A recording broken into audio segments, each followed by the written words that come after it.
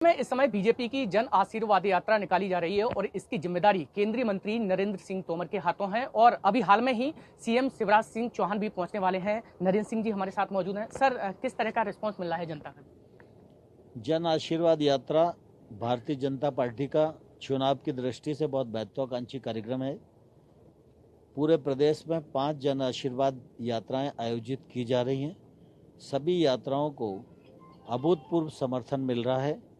मैं श्योपुर से लेकर भोपाल तक की जो यात्रा है उस यात्रा में हूँ। यहाँ भी श्योपुर में बड़ी संख्या में लोगों ने उपस्थित होकर लगभग 40,000 लोग उपस्थित थे। इतिहास में मेरे लिए जीवन की वो श्योपुर में सबसे बड़ी सभा थी और उसमें भी बड़ी तादाद में लोगों ने आकर अपना समर्थन व्यक्त किया।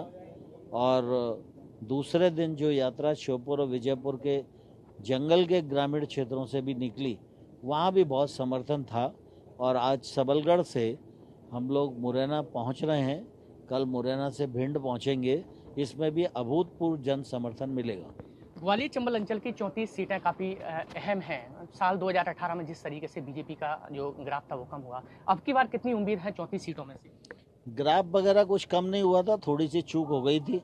हम लोगों ने इस बार समीक्षा कर ली है और आप चिंता नहीं करो, ग्वालियर चंबल संभाग से सर्वाधिक सीटें जीतेंगे और भाजपा की बहुमत वाली सरकार बनाएंगे। G20 समिट हो रहा है और पूरे दुनिया में इस समय भारत की चर्चा है। भारत पूरे विश्व को प्रतिनिधित्व कर रहा है और अमेरिका के जो राष्ट्रपति हैं बाइडेन भी आने वाले हैं। क्या कहेंगे इसको लेकर? G20 की अध्यक्षता भारत के पास होना प्रत्येक भारतीय के लिए गौरव की बात है और हम सब गौरवान्वित हैं कि हमारे प्रधानमंत्री नरेंद्र मोदी जी ने अपने कौशल से सारी दुनिया में भारत की साख को बड़ी ऊंचाइयां प्रदान की हैं। G20 के कार्यक्रम में भाग लेने के लिए पूरी दुनिया, मतलब दुनिया का 70% हिस्सा G20 देशों के रूप में भारत आ रहा है और ये हम सब के लिए बहुत प्रसन्नता की बात है। और मुझे लगता है कि G20 के बाद कई नए आयाम भारत और प्राप्त करेगा। अभी चंद्रयान के दक्षिणी ध्रुव पर भारत ने अपना यान स्थापित किया है और अब आदित्य L1 सूर्य की ओर बढ़ गया है। इसमें भी हमारे वैज्ञानिकों को सफलता मिलेगी। एक अंतिम सवाल, जिस तरीके से देखा जा रहा है कि अभी हाल में ही सनातन धर्म पर कई टिप्पणियां सामने आ रही हैं, कई लोग टिप्पणियां कर रहे हैं, उनको लेके क्या कहेंगे?